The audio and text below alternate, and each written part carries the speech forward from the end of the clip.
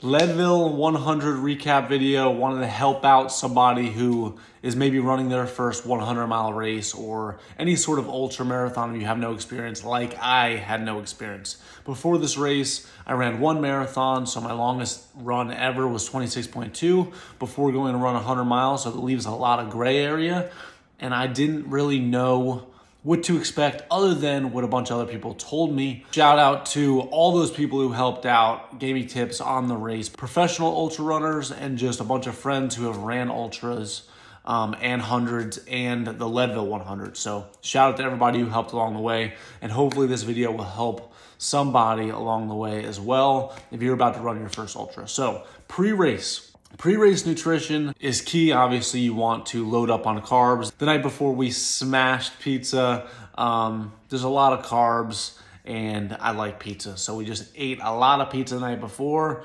and it's really hard, actually, with these ultra marathons, if they start super early, to get to bed. So prior to this race, I only got like 2.5 hours of sleep. It was pretty rough because you start at 4 a.m, and that's like starting at the start line.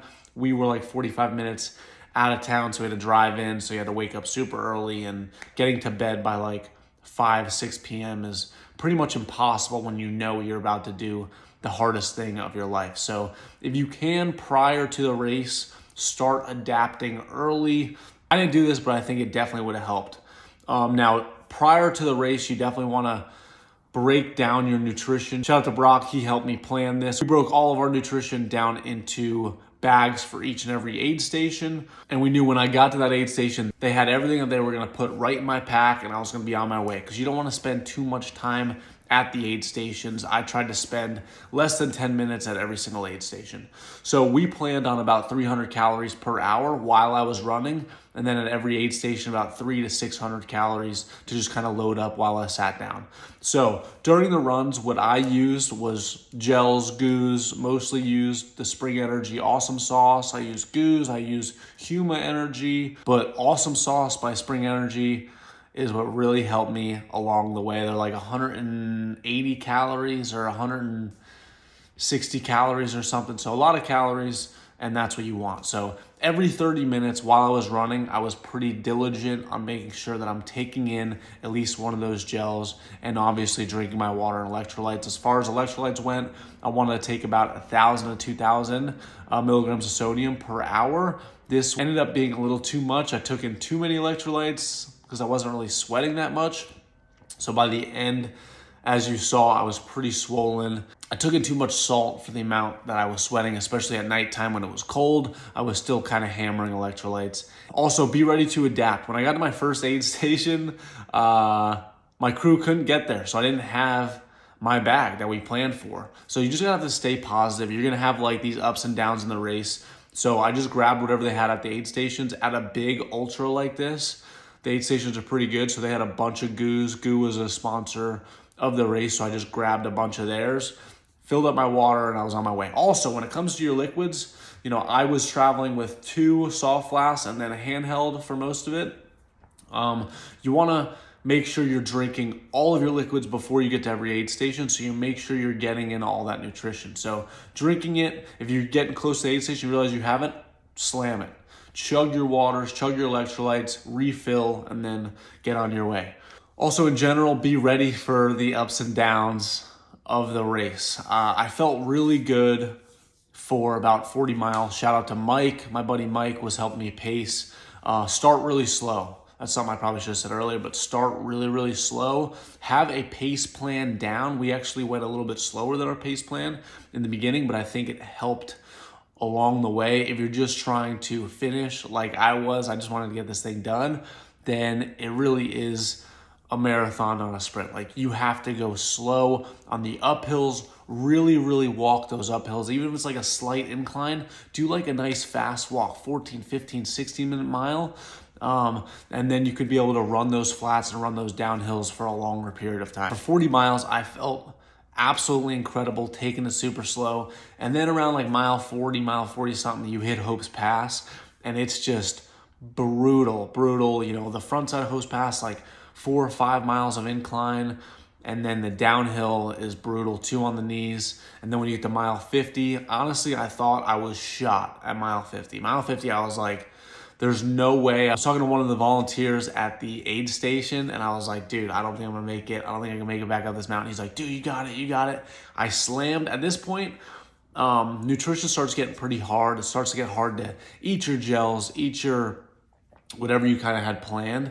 Also, nutrition prior to mile 50, I was really going with peanut butter and jellies. I love peanut butter and jellies. You know, some people don't like them, but I knew that I would do that at the aid stations, that I would be able to get in a certain amount of calories with peanut butter and jellies, maybe some Bobo bars, and we had a bunch of other options. Well, we had muffins, we had donuts, we had a bunch of other options, but really PB&Js were what kind of worked for me. They have the carbs, they have the fats and the protein from the peanut butter, they have your sugar from the jelly. So it's just like a perfect mixture and a good amount of calories.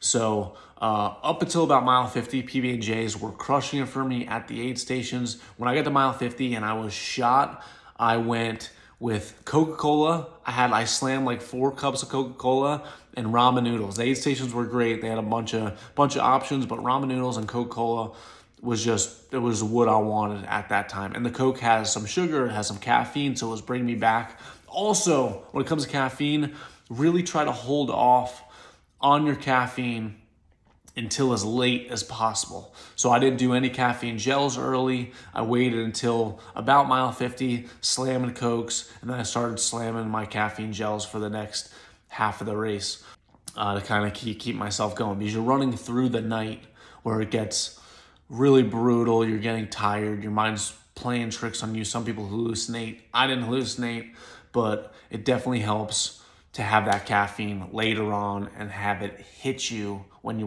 really, really need it. So I didn't think I was gonna make it. Mile 50, I didn't think I was gonna make it, but I'm telling you, ramen noodles, Coca-Cola brought me back to life.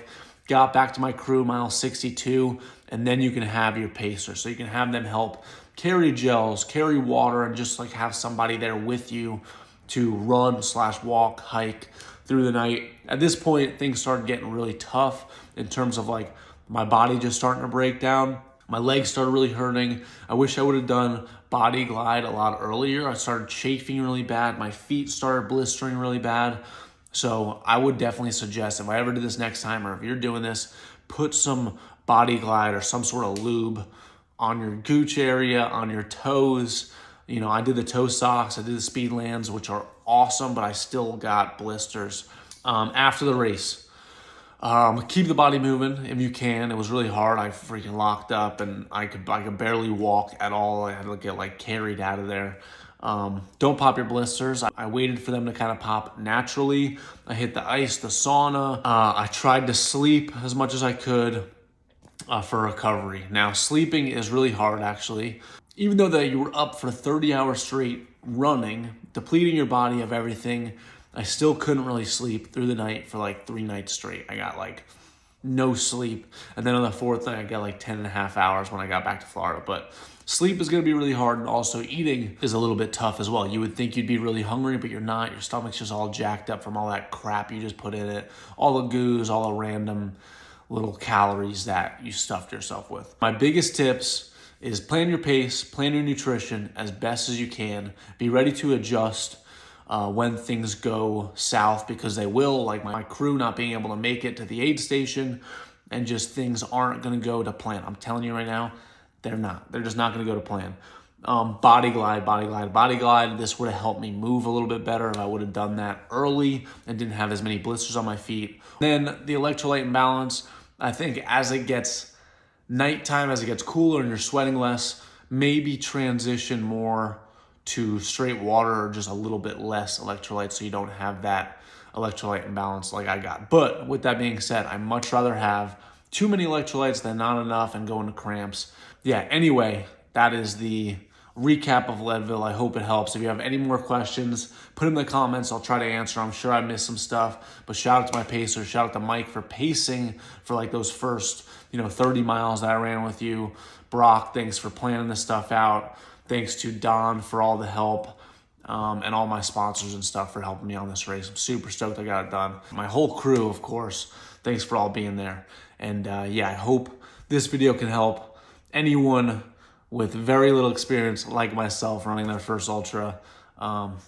See you guys. Peace.